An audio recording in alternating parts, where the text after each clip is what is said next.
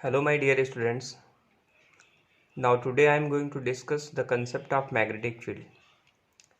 So please subscribe my YouTube channel and also press the bell icon of our channel so that you get proper notification. So students, let's discuss first. What do you mean by magnetic field? I am asking from your side that what do you mean by magnetic field? Magnetic field क्या है? तो magnetic field को एक simple language में समझते हैं। अगर मेरा मान लीजिए कि कोई मैग्नेट है, मान लीजिए कि हमने एक मैग्नेट लिया, ठीक है, तो इस मैग्नेट के चारों तरफ एक रीजन होगा, जिस रीजन में कोई भी अनदर सब्सटेंस अगर आएगा जो कि जिसके अंदर बिहेवियर होगा कि मैग्नेट के टुवार्ड्स वो जो है उसमें अट्रैक्शन या रिपल्सन की प्रॉपर्टी हो। तो मान लीजिए अट्रैक्शन की प्रॉपर्टी उसके अंदर होल्ड करती है, तो किसी भी मैग्नेट के अराउंड चारों तरफ का वह रीजन जिस रीजन में कोई भी substance magnetic force of attraction को फील करता है ना। तो हम ये कह सकते हैं the region around a magnet with in which the magnetic effect is felt is called magnetic field. मतलब है जिस पे मैग्नेटिक इफेक्ट जो है उसको उसका अनुभव हम कर सकें, ठीक है। तो उस रीजन को हम क्या बोलते हैं? मैग्नेटिक फील्ड बोलते हैं। मैग्नेटिक फील्ड आपका क्या है? वो 3 डायमेंशनल स्पेस है। कैसा है? 3 डायमेंशनल स्पेस है। अब बात करते हैं मैग्नेटिक फील्ड ऑफ लाइंस की। तो मैग्नेटिक फील्ड ऑफ लाइंस क्या होती है? देखो, मैग्नेटिक फील्ड ऑफ लाइंस होती क्या है? वो एक पिक्टोग्राफिकल रिप्रेजेंटेशन होती है। पिक्टोग्राफिकल का मतलब क्या? जैसे आपकी फोटो, ठीक है, आप अपनी फोटो खिंचवाते हैं तो जो आपकी इमेज फोटो में होती है उसको हम बोलते हैं पिक्टोग्राफिकल, ठीक है। तो एक्चुअली फिजिक्स में बहुत सारे प्रॉब्लम को सॉल्व करने के लिए हमें मैग्नेटिक फील्ड ऑफ लाइंस की नॉलेज होना बहुत ज़रूरी है। तो मैग्नेटिक लाइन ऑफ फोर्सेस होती क्या है? It is a pictographical representation of magnetic field. Actually magnetic field तो रियल में होता है, लेकिन जो उसका पिक्टोग्राफिकल रिप्रेजेंटेशन होता है वो हमारा पिक्टोग्राफिकल रिप्रेजेंटेशन केवल और केवल हम उसको क्या कर सकते हैं? फिगर के थ्रू या पिक्चर के थ्रू मतलब है एक्सप्रेस कर सकते हैं। तो जैसे कि यहाँ मैंने बनाया है uniform field lines and non uniform field line. चूंकि मैग्नेटिक फील्ड ऑफ लाइंस जो होती हैं वो 2 तरह से रिप्रेजेंट की जाती हैं। एक तो हमने इसको यूनिफॉर्म वे में रिप्रेजेंट किया है, दूसरा हमने नॉन यूनिफॉर्म वे में इसको रिप्रेजेंट किया है। क्लियर? अच्छा, एक और एक्सप्रेशन इसका, एक मैंने इसको डार्ट से रिप्रेजेंट किया है। ये डार्ट है और ये क्रॉस है। तो क्रॉस का मतलब क्या होता है भाई? एरो आपने देखा होगा ना, तो एरो का जो, ठीक है, फ्रंट पार्ट होता है वो थोड़ा शार्प होता है। तो शार्प अगर आप सामने की तरफ से दिखोगे तो वो पॉइंट जैसा दिखेगा। इसका मतलब ये है कि अब कोई भी बो से एरो जब रिलीज करता है तो क्या होता है? ये जो टिप होती है वो आपकी तरफ आती हुई दिखती है। मतलब टिप हमको ये दिख रहा है, इसका मतलब है ये चीज बाहर आ रही है ना। तो इस plane perpendicular to the plane of the paper, या हम कह सकते हैं normal to the plane of the paper. मतलब है कि ये जो फील्ड ऑफ लाइंस है ये इस पेपर से जस्ट बाहर की तरफ आएंगी, है ना। ये मैं फिंगर के थ्रू बता रहा हूँ, ये बाहर की तरफ, ठीक। और ये जो क्रॉस वाला है ये इस पेपर में अंदर की तरफ, मतलब है perpendicular to the plane of the paper, but this is inside the paper, ठीक है। तो यहां पे हम बात करते हैं प्रॉपर्टीज की, ठीक है। किसकी प्रॉपर्टी? इस फील्ड ऑफ लाइंस की प्रॉपर्टी जो अभी हम लोगों ने डिस्कस किया है। देखो, सबसे बड़ी बात यह है कि जो ये फील्ड ऑफ लाइंस होती है ना, ये हमेशा कर्व में होती हैं। कर्व में क्यों होती हैं? आपने ये देखा, जैसे ये नॉर्थ है, ये साउथ है, ठीक है। तो ये नॉर्थ से बाहर स्टार्ट होंगी और साउथ की तरफ जाएंगी, फिर अंदर साउथ से नॉर्थ की तरफ आएंगी। इसलिए ये क्या हो जाती हैं? क्लोज लूप हो जाती हैं। तो ये इसका जो है लूप जो होता है वो क्लोज होता है ना। लेकिन आप ये भी समझिए कि इसको हम इमेजनरी लाइन बोलते हैं। ध्यान रखना, इसको हम क्या बोलते हैं? Imaginary line. तो एक प्रॉपर्टी आप और नोट कर सकते हो, it is an imaginary line. Next property है magnetic field of lines always form close loops. ये तो आप समझ गए होंगे। सेकंड है they moves from south to north inside the magnet. मतलब है मैग्नेट के अंदर साउथ से नॉर्थ की तरफ चलती हैं, ठीक है। जैसे ये फिगर है ना, तो मैग्नेट जो मैग्नेटिक फील्ड ऑफ लाइंस है वो साउथ से नॉर्थ की तरफ जा रही है मैग्नेट के अंदर, और मैग्नेट के बाहर नॉर्थ टू साउथ। क्लियर? तो इस तरह से हम कह सकते हैं the magnetic field of lines always moves from north to south outside the magnet and inside the magnet from south to north. Clear? अब एक प्रॉपर्टी बहुत ही इंपॉर्टेंट है, वेरी इंपॉर्टेंट प्रॉपर्टी, जो कि आपका एनसीईआरटी में इससे क्वेश्चन भी बनता है। ठीक है, वो इवेंट 10th हो या 12th हो, दोनों के लिए अप्लीकेबल है। Two field of lines never intersect each other, hence they repel each other. कहने का सेंस ये है कि दो लाइंस एक दूसरे को इंटरसेक्ट कभी भी नहीं करती हैं, वो एक दूसरे को रिपेल करती हैं। और क्यों करती हैं उसका रीज़न मैं आप लोगों को यहाँ बताना चाहूँगा। देखो क्या है, मैं बताने की कोशिश करता हूँ। मान लो कि ये हमारा नॉर्थ है और ये हमारा यहाँ पे साउथ है, ठीक है। अब ये लाइंस यहाँ पे निकली, ठीक है, सॉरी इसको भी नॉर्थ ले लेते हैं, ठीक है। तो नॉर्थ से लाइन निकलती है तो यहाँ से ओरिजिनेट होती है। अब ये इंटरसेक्शन जो है अगर हो गया, मान लो ये इंटरसेक्ट कर गई, ठीक है, तो इंटरसेक्ट अगर करती है तो हमको क्या करना पड़ेगा, इस पॉइंट पे मैग्नेटिक फील्ड की डायरेक्शन बताना पड़ेगा। और मैग्नेटिक फील्ड की डायरेक्शन बताने के लिए हम आपको एक कंसेप्ट समझाते हैं।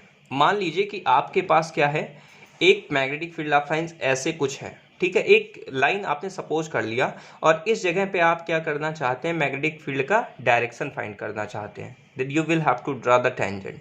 तो यहाँ हमने टेंजेंट ड्रा किया और ये टेंजेंट क्या बताएगा, मैग्नेटिक फील्ड ऑफ लाइंस की डायरेक्शन बताएगा। इसी तरह से अगर इस पॉइंट पे आपको निकालना होगा तो यहाँ भी टेंजेंट ड्रा करना पड़ेगा। तो ये आपको क्या बताएगा, मैग्नेटिक फील्ड ऑफ लाइंस की डायरेक्शन बताएगा, है ना।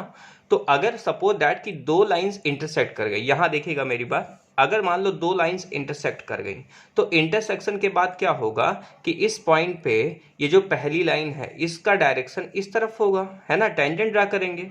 और इसी तरह से अगर ये सेकेंड लाइन को देखें तो इसका डायरेक्शन इस तरफ होगा।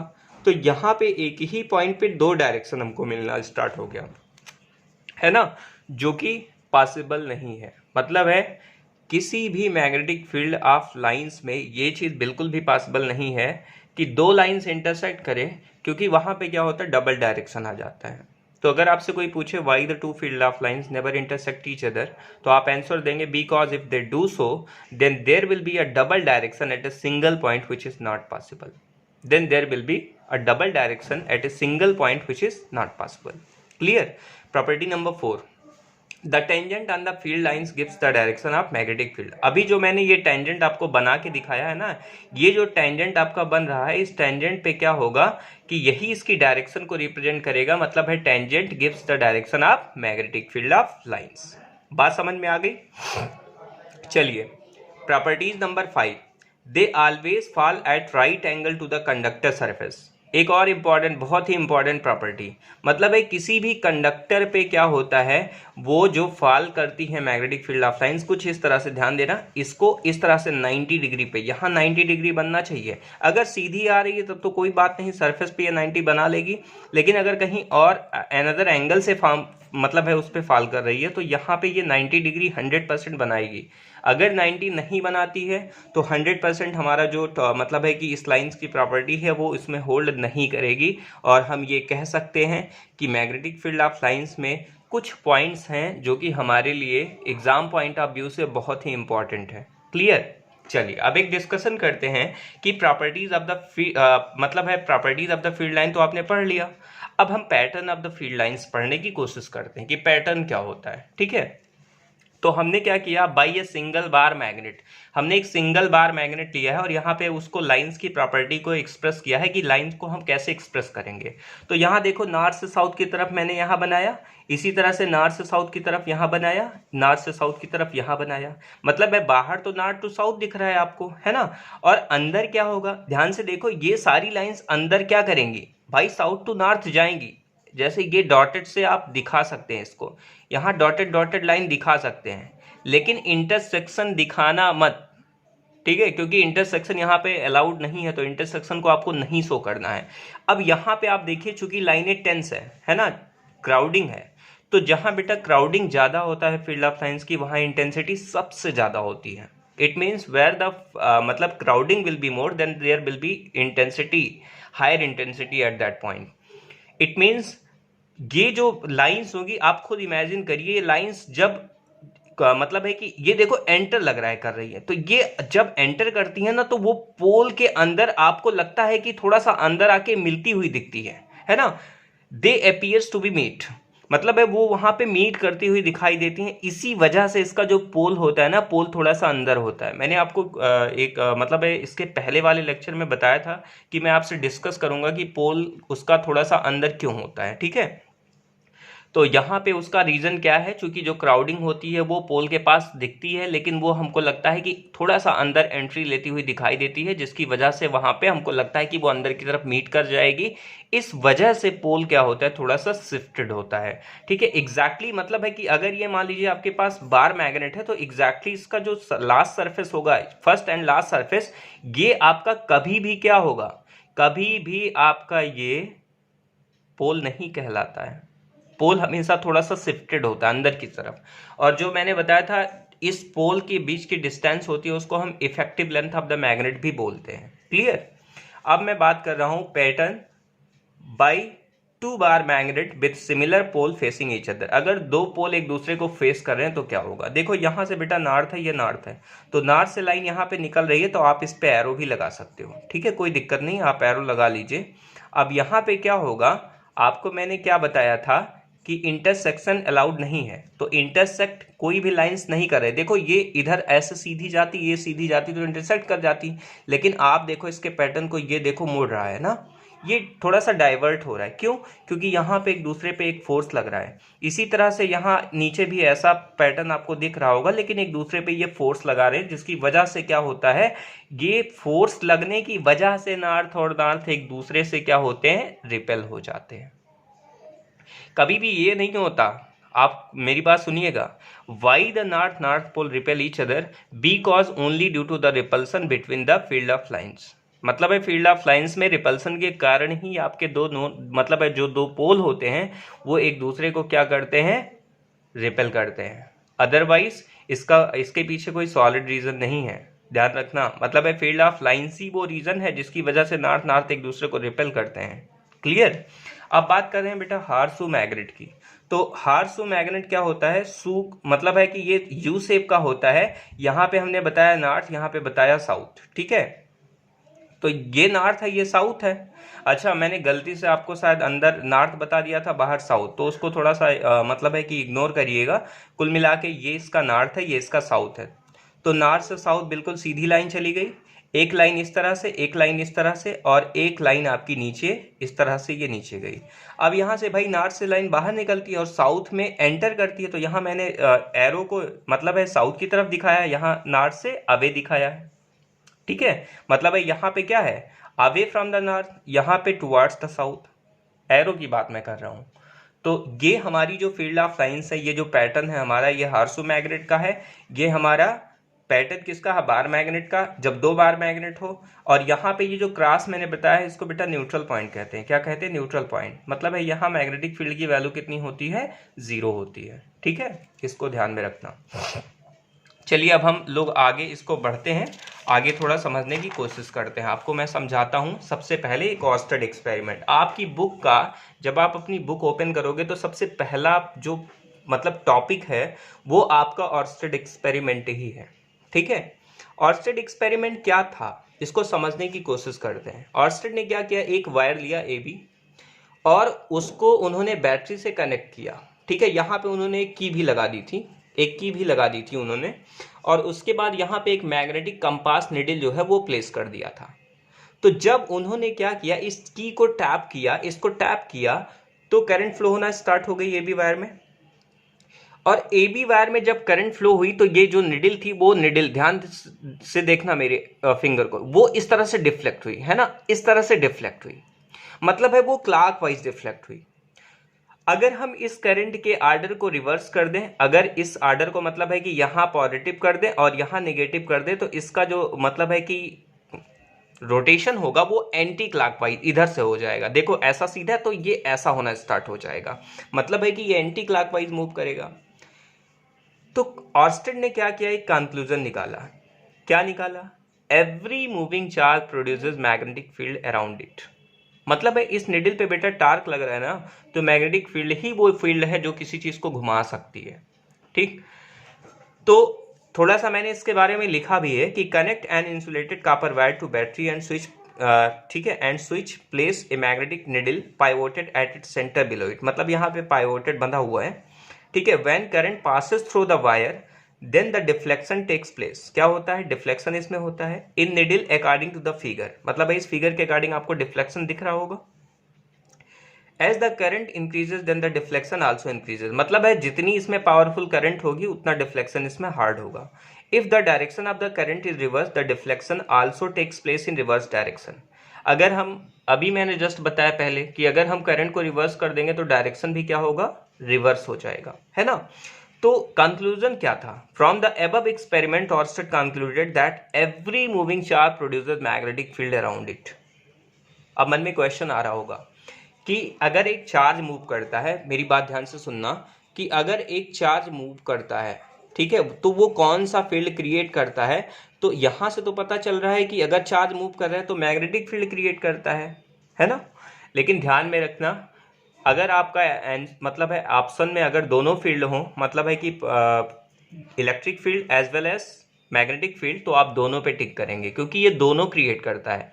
देखो जो चार्ज रेस्ट पे होता है बेटा वहां इलेक्ट्रिक फील्ड क्रिएट होता है, जब चार्ज मोशन में होता है तो वहां पे क्या होता है, मैग्नेटिक फील्ड क्रिएट होता है, ठीक है। लेकिन उस मैग्नेटिक फील्ड के साथ साथ इलेक्ट्रिक फील्ड भी उससे एसोसिएटेड होता है, ठीक है। तो every moving charge produces electric field as well as magnetic field. Clear. अब यहां पे मैंने एक लॉ लिखा है, Ampere's right hand thumb rule. Ampere's का राइट हैंड थंब रूल मैंने लिखा है, तो यहां मैं आपको यह बताना चाहूंगा कि राइट हैंड थंब रूल होता क्या है, ठीक है। अब देखो थोड़ा सा मैं पहले पढ़ देता हूं, फिर एक्सप्रेशन लेके एक्सप्रेशन को भी मैं समझाने की कोशिश करूंगा। Imagine you are holding the current carrying wire with your right hand. यहां पे मैंने एक हैंड बनाया है, एक वायर को आपने कैरी करके रखा है, with the thumb Poynting the direction of current, मतलब है थंब आपका करंट के डायरेक्शन को, मतलब ये थंब जो है हमारा करंट के डायरेक्शन को एक्सप्रेस करता है। जैसे मैं, मेरी ये पेंसिल है ना, ध्यान से देखिएगा, इस पेंसिल को मैंने क्या किया, ऐसे पकड़ लिया और इस फिंगर को कर्ल करेंगे, फिंगर्स को क्या करेंगे, ऐसे कर्ल करेंगे, तो जो थंब है ना, जिस डायरेक्शन में थंब है उधर हमारी करंट फ्लो होगी। तो यहाँ पे then the direction of the finger according to the wire shown the direction of magnetic field. तो ये जो हम कर्लिंग करते हैं ना बेटा, ये देखो ध्यान से, मेरे फिंगर को देखो, हैंड को देखो, जो ये हम कर्लिंग करेंगे ना, जिधर हम कर्ल करते हैं उधर हमारा मैग्नेटिक फील्ड ऑफ लाइंस ऐसे सर्कुलर, मतलब है इस पे सर्कुलर ऐसे बनेगा, सर्कुलर लाइंस, ठीक है। बात समझना मेरी। तो जैसे ये वायर है ना, तो इसके इधर जो है मैग्नेटिक फील्ड ऑफ लाइंस ऐसे आपकी बनेगी। क्लियर। थोड़ा सा ये देखिए, अब दिख रहा होगा आई थिंक। तो ये जो बेटा क्या है, ये वायर जो है ना, इस पे आपको क्या होगा, ये कर्लिंग दिखेगी। तो ये जो कर्लिंग मैं बना रहा हूं ये मैग्नेटिक फील्ड ऑफ लाइंस है। वो क्यों बन रहा है, क्योंकि हम amperes right hand thumb rule पढ़ रहे हैं। तो thumb rule, right hand thumb rule क्या है कि अगर हम एक वायर को अपने हैंड में ग्रिप करें, तो अगर हमारा जो थंब होता है वो हमारा किसको, अगर करंट को एक्सप्रेस करता है, तो ये जो कर्लिंग है वो कर्लिंग लाइंस क्या बताती हैं, मैग्नेटिक फील्ड ऑफ लाइंस का पैटर्न बताती हैं। क्लियर। अब यही थंब की डायरेक्शन अगर नीचे हो जाती, मतलब थंब नीचे हो जाता, तो मतलब करंट नीचे जा रही थी, तो अभी ये एंटी क्लॉकवाइज जो हो रहा है फ्लो, मतलब है मैग्नेटिक फील्ड ऑफ लाइंस का जो पैटर्न एंटी क्लॉकवाइज है, वही पैटर्न आपको कैसा दिखना स्टार्ट हो जाता, क्लॉकवाइज पैटर्न दिखना स्टार्ट हो जाता। बात समझ रहे हो मेरी। तो इस तरह से हम ये कह सकते हैं कि अगर हमें amperes right hand thumb rule मालूम है, तो हम किसी भी वायर के अक्रॉस, अगर मान लो मैंने तो ऐसे वायर रखा, मान लो ऐसा वायर रखा होता, ठीक है, और करंट मैं बताता ऐसे रखा है, तो आपका जो पैटर्न होता इस तरह से सर्कुलर पैटर्न बनता, और पैटर्न बनने के बाद उसमें जो फिंगर की कर्लिंग होती, ठीक है, वो इस तरह से, ठीक है। अब देखो यहाँ पे करंट, मतलब है फील्ड ऑफ लाइंस ऐसे ही तो जाएगी, है ना। फिंगर लगा के सेट करके बताना, कमेंट में लिखना कि किस तरह से सर इसमें पैटर्न बनेगा। अच्छा, इसका मतलब है आंसर मुझे बताना, ठीक है। अगर करंट इसमें है तो पैटर्न किस तरह का होगा, ठीक है। अगर करंट इसमें इस तरह से है तो इस रूल के अकॉर्डिंग इसमें जो मतलब है फील्ड ऑफ लाइंस का पैटर्न होगा वो किस तरह से होगा, ठीक है। तो आई थिंक कि ये जो आज का सेकेंड लेक्चर है ये आपको बहुत अच्छे तरीके से समझ में आया होगा। और नेक्स्ट लेक्चर में हम ये डिस्कस करेंगे कि actually magnetic field of lines किसी भी, ठीक है, वायर के क्रॉस कितनी होती है और उसमें किन किन फैक्टर्स पे वो डिपेंड करती है, ठीक है। तो बाकी का जो वीडियो है वो नेक्स्ट मतलब है नेक्स्ट लेक्चर जब हम शूट करेंगे उसमें आपको उस मतलब है कंटेंट आपको मैं प्रोवाइड करा दूंगा, और आप फॉलो करते रहिए। आपका मैं magnetic effect of electric current पूरी तरह से कंप्लीट करा दूंगा। क्लियर। Thank you students.